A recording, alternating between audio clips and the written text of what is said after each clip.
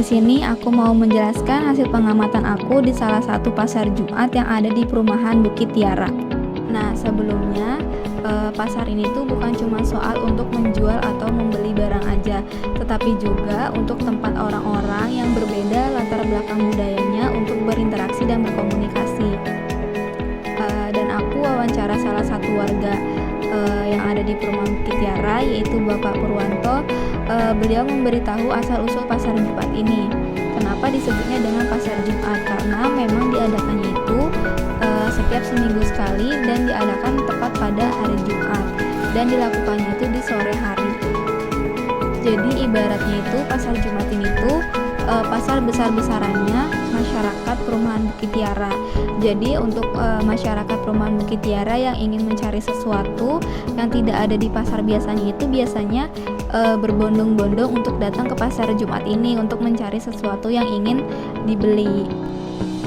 Dan banyak pedagang dari luar yang datang untuk berjualan di pasar Jumat.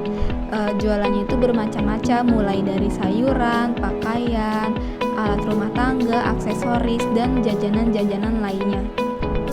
Nah, di pasar ini tuh komunikasi antar budayanya itu terlihat sangat jelas. Misalnya, ada seorang pedagang dan pembeli yang berbeda latar belakang budayanya. Nah, ketika pembeli datang menanyakan harga atau kualitas produknya itu ternyata menggunakan bahasa Sunda, dan ternyata si pedagang ini tuh berasal dari Jawa. Otomatis bahasa yang mereka gunakan kan berbeda, jadi kadang terjadi kesalahpahaman. Tetapi menariknya, ketika si pembeli tahu kalau pedagang ini tuh orang Jawa, mungkin sedikit kurang paham, jadi si pembeli ini tuh langsung mengubah bahasanya ke bahasa Indonesia.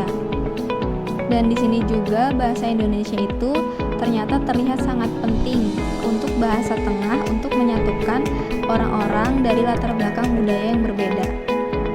Dari hasil pengamatan interaksi antara pedagang dan pembeli, ternyata ini tuh sama dengan teori accommodation atau communication accommodation theory. Dan di dalam teori ini menjelaskan ke intinya bagaimana cara orang menyesuaikan cara bicaranya agar komunikasinya ini tuh tetap berjalan dengan baik dan nyambung. Nah, seperti contohnya dari salah satu hasil wawancara pedagang sayur, yaitu Bapak Romli. Beliau tuh mengatakan kalau beliau suka lihat dulu si pembeli ini tuh datang menggunakan bahasa apa agar si Pak Romli bisa menyesuaikan dengan bahasanya sendiri. Ini juga bisa disebut dengan kode switching atau penyesuaian bahasa agar komunikasinya bisa lebih akrab lagi. Nah, intinya pasar ini tuh bukan cuma soal untuk jual beli, tetapi juga untuk orang belajar memahami satu sama lain lewat komunikasi.